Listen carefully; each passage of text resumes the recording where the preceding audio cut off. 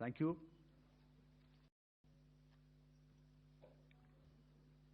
Thank you, Air Marshal Bharti. So, ladies and gentlemen, he's outlined operations not only on the night of 6th and 7th of May, when Operation Sindoor commenced, but also on the subsequent night. Being well aware and familiar with the congenital and impulsive nature of our adversary, and even though we did attempt to reach out and communicate our compulsions to strike at the heart of terror to my counterpart in the immediate wake of Operation Sindoor, the request was brusquely turned down, with an intimation that a severe response was inevitable and in the offing. We were, of course, prepared. Operations on the 7th and the 8th, Air Marshal Bharti spoken about.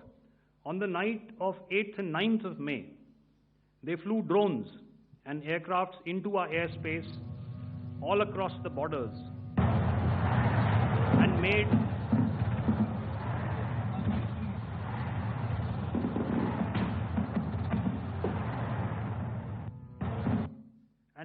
largely unsuccessful attempts to target numerous military infrastructure. Violations on the line of control by Pakistan also commenced yet again and precipitated into fierce arty engagements. The air operations on the night of 8th and 9th of May, I'll yet again request the DG Air Operations to cover.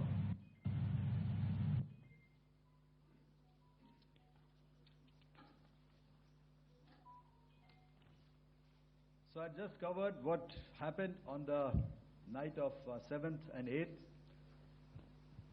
What we found that on the night of 8th and 9th, starting as early as 22:30 hours, our cities had a mass raid of drones, unmanned aerial vehicles, UCAVs, starting right from Srinagar, going down right up to Nalia.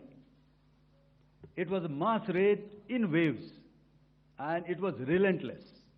However, we were prepared, and our air defense preparedness ensured that there is no damage on ground or to any of the intended targets that the enemy might have planned for.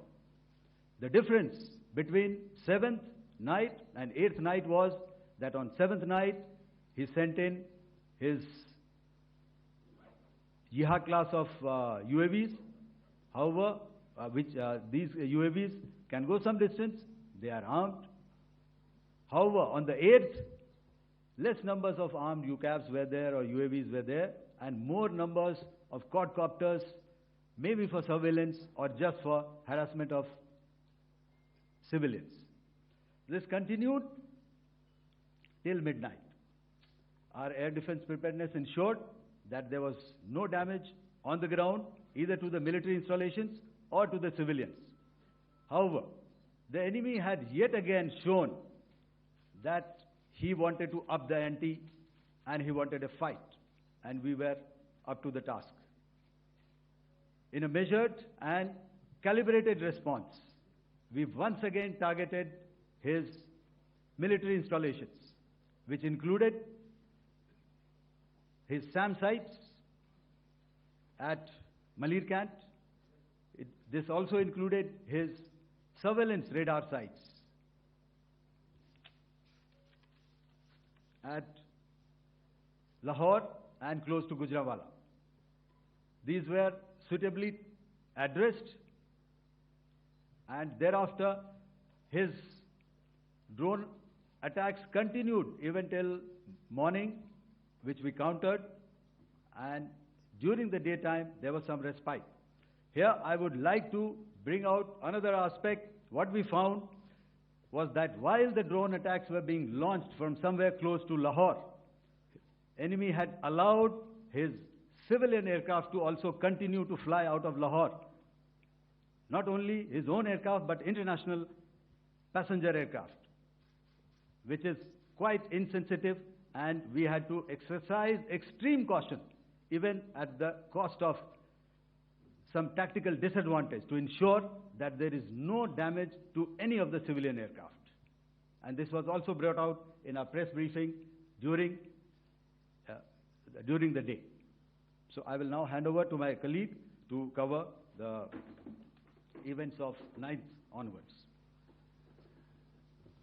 On land, we also undertook certain measures such as deployment of air defense and electronic warfare assets to establish an integrated grid with the Indian Air Force, and I have seen and heard some of you wax eloquent about the benefits of such an architecture when it comes to negating and combating air intrusions.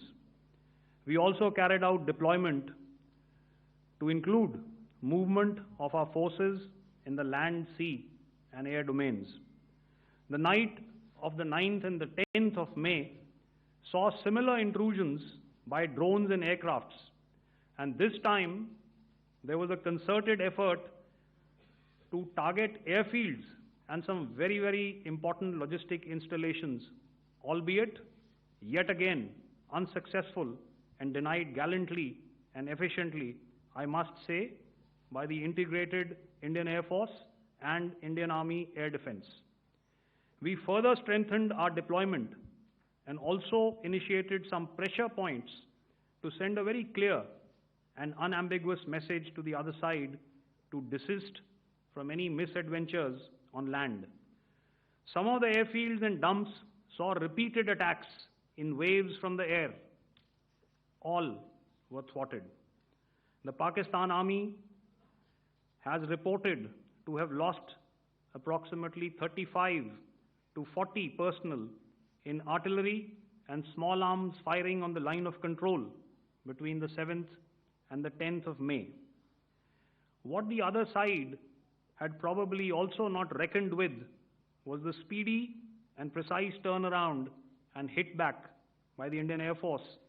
And I will yet again ask Air Marshal Bharti to speak about these significant and game-changing strikes. I will thereafter request Vice Admiral Pramod, my colleague and Director General of Naval Operations, to tell us about some very telling naval maneuvers in the Arabian Sea that exerted pressure on the night of 9th and 10th of May. Over to you, sir. Thank you. Commencing about 2000 hours, that is 8 p.m. local time, on 8th of May, several Pakistani unmanned aerial systems, drones, combat vehicles attacked multiple IF bases. These included Jammu, Udhampur, Pathankot, Amritsar, Bhatinda, Nal, Dalhousie, Thois, Jaisalmer, Uttarlai, Falodi, Nalia. These were almost simultaneous and they came in waves. All our AD guns and other systems were waiting for them. All these waves were neutralized by our trained crew using the air defense systems that they have, and also some of them were utilized using our legacy systems like Pechoras and IF Summer, which we have recently acquired. And some were neutralized by the Garud snipers. There was no damage on ground from these incursions and these mass raids, if I could call them, from the Pakistani side. However, following these relentless attacks on our air bases, on our forward positions, and on our civilian targets, this was time to convey some message to our adversaries. And therefore, a decision was taken to strike where it would hurt. And towards that, in a swift, coordinated, calibrated attack, we struck his air bases, command centers, military infrastructure, air defense systems across the entire Western Front. The bases we struck include Chaklala, Rafiki, and mind you, Chaklala is Islamabad. Rahim Yar Khan, Sakar, sending a clear message that aggression will not be tolerated. This was followed by strikes at Sargoda, Bholari, Jacobabad,